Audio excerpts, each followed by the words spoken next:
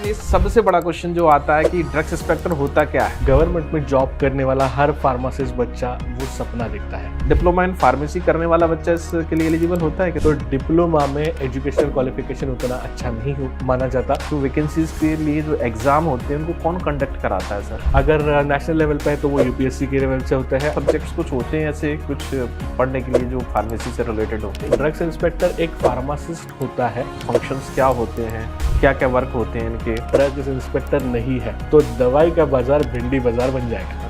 क्या ये field job है या फिर ऑफिस वाला जॉब है? सर मैं कहूँगा कि ये कंबाइंड टाइप का जॉब है। Hello dear students, welcome to PW pharma classes. बच्चों, स्वागत है आपका इस खास सेशन में। और इस खास सेशन में हम लोग बात करेंगे बड़े ही इंपॉर्टेंट टॉपिक पर, जो कि होने जा रहा है ड्रग्स इंस्पेक्टर के बारे में। क्या होता है ड्रग्स इंस्पेक्टर, क्या क्वालिफिकेशन होनी चाहिए, क्या इनकी रिस्पॉन्सिबिलिटी होती है, एग्ज़ाम की तैयारी कैसे करें, सैलरी पैकेज क्या होता है, इन सब पहलुओं पर, इन सब बिंदुओं पर आज हम हमारे इस फार्मा टॉक में बात करेंगे। हमारे मेहमान कम, कलीग कम, आपके प्यारे मुकुल सर। और मुकुल सर इस टॉपिक को बड़े ही अच्छे ढंग से आपको, मतलब आपके जो क्वेश्चंस हैं, बच्चों की तरफ से जो क्वेश्चंस आए हैं, उनको बड़े अच्छे ढंग से उनका आपकी समस्याओं का, जो आपके कह सकते हैं क्वेरीज है, उनका समाधान करेंगे। तो चलिए मुकुल सर, सबसे पहले तो आपके लिए स्वागत है हमारे इस टॉक में। Thank you so much sir. तो सबसे पहला क्वेश्चन, ये सबसे बड़ा क्वेश्चन जो आता है कि ड्रग्स इंस्पेक्टर होता क्या है? जी बिल्कुल। ड्रग्स इंस्पेक्टर वो चीज़ है जो हम कह सकते हैं कि गवर्नमेंट में जॉब करने वाला हर फार्मासिस्ट बच्चा वो सपना देखता है। एक बहुत ही प्रेस्टिजियस जॉब होता है, नाम में ही है ड्रग्स इंस्पेक्टर। तो ये एक सरकारी अधिकारी होता है जो कि सेंट्रल लेवल पे भी हो सकता है और स्टेट लेवल पे भी हो सकता है। और जितनी भी फार्मेसी के अंदर प्रैक्टिसेस होती है, फिर वो चाहे दवाई की दुकान है उसकी क्वालिटी हो, जो फार्मासिस्ट काम कर रहे हैं उनके बारे में जानकारी लेनी हो, जो भी मैन्युफैक्चरिंग चल रही है उनकी क्वालिटी के मैन्युफैक्चरिंग हो, और जितने भी फार्मा से अलाइड चीज़ें प्रैक्टिसेस अपने इंडिया में होती है, उनमें होने वाले सारे लीगल चीज़ों का ख्याल रखने वाला और उसको इंश्योर करने वाला एक रिस्पॉन्सिबल पर्सन होता है ड्रग्स इंस्पेक्टर। मतलब एक रेगुलेशन, जो रेगुलेटरी अथॉरिटी जो हम कहते हैं, तो वो होता है हमारा ड्रग्स इंस्पेक्टर सर। क्या सर इसको अगर हम ये बोलूं कि ड्रग्स एंड कॉस्मेटिक्स जो एक्ट है उसको कड़ाई से पालन करने वाला अधिकारी? एग्जैक्टली, क्योंकि सर हम सबको पता है कि हमारा जो फार्मेसी फील्ड का रेगुलेशन होता है वो ड्रग्स एंड कॉस्मेटिक एक्ट के जरिए ही होता है। तो हम ये कहेंगे कि हम पढ़ते तो सारे बच्चे हैं, बस उसको प्रैक्टिकली अप्लाई करने वाला जो होता है वो होता है ड्रग्स इंस्पेक्टर। बिल्कुल सही बात बोली आपने। तो एक ऐसा जॉब है कि यहाँ तो दबदबा तो रहता ही रहता है, लेकिन रिस्पॉन्सिबिलिटी बहुत बड़ी रहती है। क्योंकि ड्रग्स मतलब ऐसा नहीं है कि आपकी कि जनरल स्टोर वाला आपका ग्रोसरी का सामान हो कि कहीं भी बिक सकता है, कैसे भी कोई भी परचेस कर सकता है, कोई भी सेल कर सकता है। तो सबको कंट्रोल करने के लिए बात करेंगे, इस पर भी रिस्पॉन्सिबिलिटीज पर भी बात करेंगे। सर उससे पहले ये मैं जानना चाहूँगा कि ड्रग्स इंस्पेक्टर जो होते हैं उनकी शैक्षणिक योग्यता, मतलब क्वालिफिकेशन, मिनिमम क्वालिफिकेशन क्या होनी चाहिए? मिनिमम क्वालिफिकेशन की बात करें सर तो बी फार्मेसी या फिर फार्मास्यूटिकल साइंसेस की कोई भी डिग्री चलती है। और इसी के साथ साथ में एक 18 साल का मैन्युफैक्चरिंग का या फिर टेस्टिंग का एक्सपीरियंस होना भी जरूरी होता है।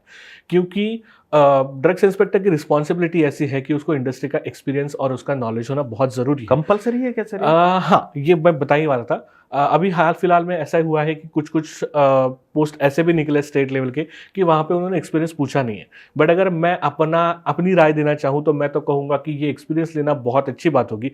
क्योंकि सर थियोरेटिकल नॉलेज होना और प्रैक्टिकल नॉलेज होना, आप तो समझ ही सकते हो कि हमारे फार्मा के मोस्ट ऑफ द ड्रग्स आप देखोगे कि सब्जेक्ट्स भी ऐसे है कि थियोरी के साथ प्रैक्टिकल होना जरूरी है। तो प्रैक्टिकल नॉलेज के लिए एक्सपीरियंस होना कभी भी अच्छा है। और अगर कंपटीशन रहेगी तो एक्सपीरियंस वाले को ज्यादा प्रेफरेंस भी मिल सकता है। ये बच्चों को निराश करने वाली बात कही है सर आपने कि 18 मंथ का एक्सपीरियंस। मैं इसमें ऐड ऑन करना चाहूंगा सर की तरफ से। सर का ये कहना है कि कई जगह होता है, कई जगह नहीं भी होता है। और अभी थोड़ा सा रूल को शिथिल कर दिया गया है, थोड़ा सा फ्लेक्सिबल कर दिया गया है, बहुत कम जगह इसको रिक्वायर्ड है। तो अगर इंडस्ट्री में आपका एक्सपीरियंस है, वेल एंड गुड है, नहीं भी है तब भी आपका कंसिडरेबल होगा। तो ऐसा हार्ड एंड फास्ट कोई रूल नहीं है कि 18, क्योंकि बच्चों के मन एक सबसे बड़ा मिथक यही है कि 18 मंथ का एक्सपीरियंस। हाँ सही। अच्छा सर, इसमें जो क्या डिप्लोमा इन फार्मेसी करने वाला बच्चा इसके लिए एलिजिबल होता है क्या सर? नहीं सर, बात ये है कि ये क्योंकि एक बहुत ही रिस्पॉन्सिबल ड्यूटी होती है, तो डिप्लोमा में एजुकेशनल क्वालिफिकेशन उतना अच्छा नहीं माना जाता इस जॉब के लिए स्पेसिफिकली, तो मिनिमम डिग्री तो होना ज़रूरी होगा सर। मतलब ये कह सकते हैं कि डिप्लोमा इन फार्मेसी में फार्मेसी प्रैक्टिस या कह सकते हैं हॉस्पिटल फार्मेसी पर बहुत ज्यादा फोकस किया जाता ज़्यादा है रहता है, बजाय बिल्कुल ड्रग्स सही। एंड कॉस्मेटिक्स एक्ट को बिल्कुल लेकर। सर। तो सर इसमें जैसे कि हम बात करें कि इसको क्वालिफाई करने बनने के लिए, जैसे ड्रग्स इंस्पेक्टर की बात आती है कि ये ड्रग्स इंस्पेक्टर बनना है हमें, तो इसकी जो वैकेंसीज जो होती हैं वो आती हैं, तो उनको जो वैकेंसीज के लिए जो एग्ज़ाम होते हैं उनको कौन कंडक्ट कराता है सर? सर जैसे कि मैंने बताया कि स्टार्टिंग में ये है गवर्नमेंट जॉब, फिर वो चाहे स्टेट लेवल की हो या फिर वो नेशनल लेवल की हो, तो जो स्टेट पब्लिक कमीशंस होते हैं, सर्विस कमीशंस, उनके तरफ से, जैसे यूपीएससी हो गया, एमपीएससी हो गया, इनके तरफ से ये एग्जाम्स कंडक्ट होते हैं। अगर नेशनल लेवल पे है तो वो यूपीएससी के लेवल से होते हैं, अगर स्टेट लेवल के हैं तो वो स्टेट कमीशंस ले लेते हैं। और अगर मैं एग्ज़ाम के बारे में बात करूं तो बेसिकली इसमें 2 टाइप के एग्ज़ाम्स होते हैं। सबसे पहले तो आपको एक रिटन एग्ज़ाम क्वालिफाई करना होता है, जिसके लिए फार्मा और थोड़ा बहुत नॉन फार्मा इसके बेसिस पे सिलेबस होता है, और वैकेंसी के साथ साथ सिलेबस का भी जिक्र किया जाता है। तो वो रिटन एग्ज़ाम सबसे पहले हमें पास करना होता है, और उसके बाद में या तो एप्टीट्यूड टेस्ट या तो इंटरव्यू का एक सेकंड राउंड होगा। जो बच्चे दोनों ही अच्छे से क्लियर कर सकते हैं, उनको फिर ड्रग्स इंस्पेक्टर का बनने का मौका मिलता है सर। सर कई जगह मेरे ख्याल से इंटरव्यूज भी नहीं होते, डायरेक्टली उनको आजकल सर काफ़ी सारी चीज़ें बदल रही है, वो तो अब तक जो चलता आ रहा है एक स्टैंडर्ड फॉर्मेट है, वो मैंने जनरल नॉलेज के लिए बता दिया। अब जैसे नोटिफिकेशन आता है तो उसमें सारी चीज़ें क्लियरली मेंशन होती है।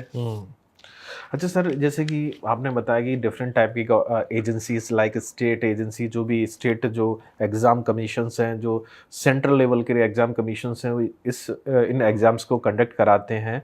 और तो इसमें सिलेबस भी जैसे आपने जिक्र किया था, तो मतलब कोर सब्जेक्ट्स कुछ होते हैं ऐसे कुछ पढ़ने के लिए जो फार्मेसी से रिलेटेड हो? बिल्कुल सर, क्योंकि ड्रग्स इंस्पेक्टर एक फार्मासिस्ट होता है, तो इसीलिए जो उनकी एग्ज़ाम होती है उनमें से 60 to 80% जो सिलेबस होता है ये फार्मा का ही होता है, जिसमें क्योंकि ये एक रेगुलेटरी पर्सन है तो उसको लीगल नॉलेज होना बहुत ज़रूरी है। तो हमारे जितने भी सब्जेक्ट्स हैं उसमें से फार्मास्यूटिकल ज्यूरिस्प्रूडेंस, और जैसे स्टार्टिंग में हमने बोला ड्रग्स एंड कॉस्मेटिक एक्ट, इसका एक बहुत ही गहरा ज्ञान होना ज़रूरी होता है।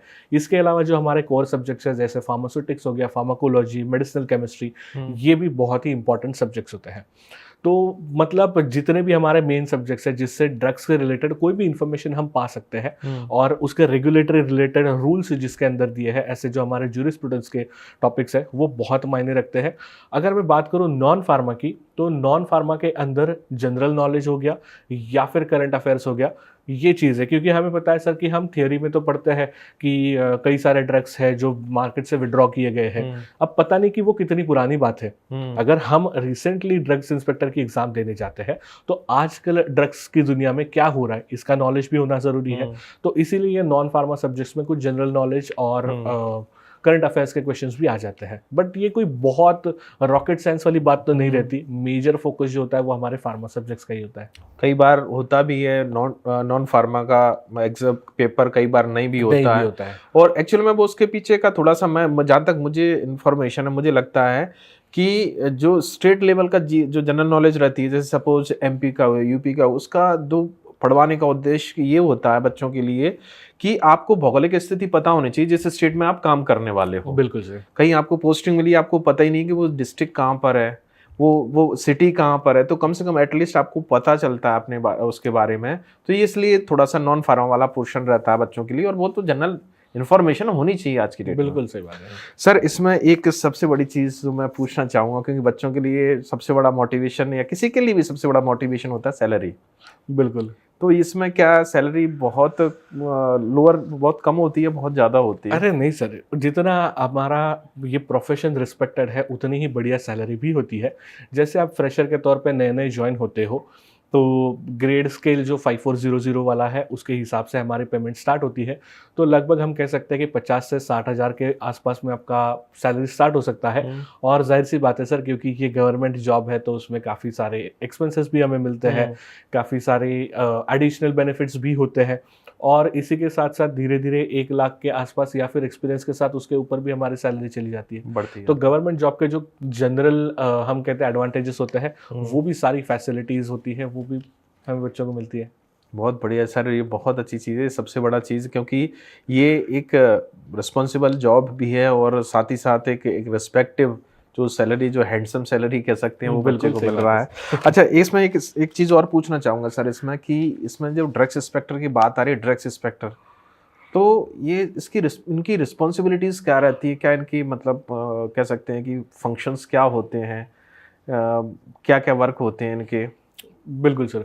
अगर रिस्पॉन्सिबिलिटी की बात करें तो हम ये कह सकते हैं कि एक प्रकार से वो चाहे स्टेट में हो या फिर सेंट्रल लेवल पे हो, तो जितना भी फार्मेसी प्रैक्टिस उस एरिया में होता है, उनके अंडर में जो भी एरिया आता है, उसमें जो भी सारी चीज़ें हो रही है, उन सब को लीगली कंट्रोल करना ये इनकी सबसे बड़ी रिस्पॉन्सिबिलिटी होती है। ओके। तो लीगली ना सिर्फ फार्मेसी स्टोर तक बल्कि ये मैन्युफैक्चरिंग कंपनीज तक इनका रोल होता है। अगर स्टोर्स की बात करें तो जो फार्मासिस्ट स्टोर चला रहा है, क्या उसके पास सारे लाइसेंसेस है, क्या जो ड्रग की स्टोरेज कंडीशंस है या फिर जो भी मैंडेटरी चीज़ें हैं, क्या वो प्रॉपरली मेंटेन कर रहे हैं, टाइम टू टाइम या फिर सरप्राइज इंस्पेक्शंस भी ये ड्रग्स इंस्पेक्टर कर सकते हैं। अगर कोई भी इंसान ऐसा है कि जो स्टैंडर्ड गाइडलाइंस फॉलो नहीं कर रहा है या फिर उससे अडेरेंस नहीं दिखा रहा है, तो उसको लीगली पनिश करने के राइट्स भी इस ड्रग्स इंस्पेक्टर के पास होते हैं। इसके अलावा अगर हम लोग बात करें तो जितने भी मैन्युफैक्चरिंग्स होते हैं, तो वहाँ पे भी क्वालिटी कंट्रोल सही से हो रहा है क्या, जो रेगुलेटरी गाइडलाइंस उन्होंने फॉलो करनी चाहिए, जो एफडीए को time to time report submit करनी चाहिए, क्या वो सारी चीज़ें सही से हो रही है, ये भी इंस्पेक्ट करना इनका बहुत अच्छा बहुत इंपॉर्टेंट रोल रहता है। इसके अलावा जो ड्रग्स ऑलरेडी मार्केट में है, क्या वो सही क्वालिटी के हैं, मतलब ये नहीं कि इंडस्ट्री में उन्होंने सर्टिफिकेट तो दे दिया कि ये बैच अच्छी है, लेकिन एक्चुअल मार्केट में आने के बाद में क्या उसकी क्वालिटी अभी भी बरकरार है, वो भी टेस्ट करना इनकी रिस्पॉन्सिबिलिटी है। कहीं पे कोई मिस गाइडिंग तो नहीं हो रही है, जैसे कई बार ऐसे होते हैं कि ड्रग का कंटेंट कुछ अलग होता है और लेबल कुछ अलग चला जाता है, तो अगर उसमें भी मिसमैच हो रहा है तो उस मिस ब्रांडिंग, यस, तो उस सारी चीज़ों में भी ड्रग्स इंस्पेक्टर बहुत इंपॉर्टेंट भूमिका निभाते हैं।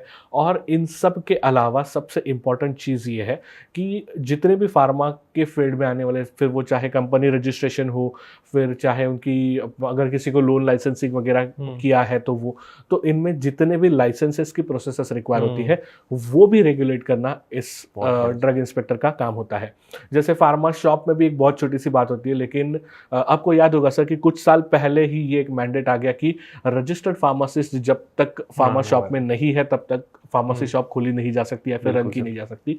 तो कई बार ये होता है कि हमारा जो फार्मासिस्ट का लाइसेंस होता है वो एक्सपायर होने के बाद उसको टाइम टू टाइम रिन्यू करना लोग भूल जाते हैं, तो उस भी बात की रिस्पॉन्सिबिलिटी जो है ड्रग्स इंस्पेक्टर लेते हैं, ताकि कोई भी ऐसी गलत चीज़ ना हो या फिर विदाउट लाइसेंस हो या फिर एक्सपायर्ड लाइसेंस के साथ अगर कोई फार्मेसी शॉप रन हो जा रही है तो उसके ऊपर भी प्रतिबंध लगाना, उसको सही समय से जो भी है लीगल पनिशमेंट है वो करना, ये सारी रिस्पॉन्सिबिलिटीज़ जो है ये एक ड्रग्स इंस्पेक्टर की होती है सर। मतलब सर ये तो एक बहुत बड़ा रिस्पॉन्सिबिलिटी वाला जॉब है, बहुत सारी रिस्पॉन्सिबिलिटीज़ है, जैसे कि पुलिस इंस्पेक्टर कानून व्यवस्था बनाए रखते हैं, तो उसी तरीके से ड्रग्स इंस्पेक्टर ड्रग व्यवस्था, औषधि व्यवस्था बनाए रखते हैं ताकि ड्रग का मिसयूज ना हो, बिल्कुल ओवर यूज ना हो, सही जगह पर सही हाथों में पहुंचे, क्योंकि ये एक ऐसी चीज़ है, ड्रग्स ऐसी है, ड्रग्स मतलब फ़ायदा भी करती है और नुकसान भी करती है। बिल्कुल सही बात है।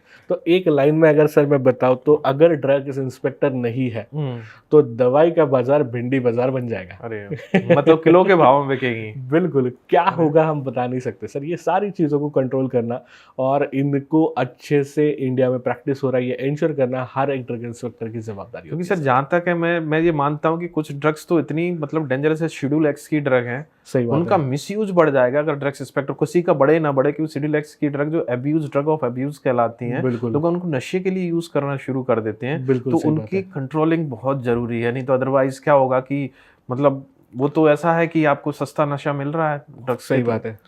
तो एक बहुत बड़ी बात बोली सर आपने कि मतलब कि भिंडी बाजार बन जाएगा पूरा दवा बाजार। अच्छा, एक चीज़ और मैं इसमें सर जाते जाते आपसे पूछना चाहूँगा कि क्या ये फील्ड जॉब है या फिर ऑफिस वाला जॉब है? सर मैं कहूँगा कि ये कंबाइंड टाइप का जॉब है। मतलब ज़्यादातर जो रेगुलेटरी डॉक्यूमेंट सबमिट होते हैं या फिर जो लाइसेंसिंग की प्रोसेस है, तो इसमें ड्रग्स इंस्पेक्टर को कई बार ऑफिस में बैठ के उनका काम करना पड़ता है, सारी चीज़ों को रेगुलेट करना। और जैसे कि मैंने बताया कि कभी कभी उनको इंस्पेक्शन के लिए जाना पड़ता है, फिर वो चाहे मार्केट में हो, सरप्राइज इंस्पेक्शन के लिए किसी कंपनी में जाना हो, तो ज़रूरत पड़ने पर उनको मार्केट में भी जाना पड़ता है। तो ये एक टाइप का 50-50 कंबाइंड टाइप ऑफ जॉब है। तो ये आज का टॉक जो हमारा ड्रग्स इंस्पेक्टर के ऊपर था, काफ़ी इंपॉर्टेंट टॉक था। इसमें आपने ड्रग्स इंस्पेक्टर की क्वालिफिकेशन, मिनिमम क्वालिफिकेशन बोलूँ तो minimum qualification, salary, functions, responsibilities, सब के बारे में बताया सर। ये आपसे बात करके बड़ा अच्छा लगा, और जो बच्चे ड्रग्स इंस्पेक्टर बनने का सपना सजोए हुए हैं तो डेफिनेटली उनको इस टॉक के बाद काफ़ी एडवांटेज होने वाला है। तो thank you so much sir, और हमारे हमारे साथ जुड़ने के लिए। तो Thank- बच्चों मिलते हैं हम लोग नेक्स्ट सेशन में, इसी तरह के पॉडकास्ट में, कुछ और इम्पोर्टेंट इन्फॉर्मेशन के साथ और कुछ और अच्छी बातों के साथ। तब तक के लिए हमें आज्ञा दीजिए। Thank you so much, take care, जय हिंद, जय भारत।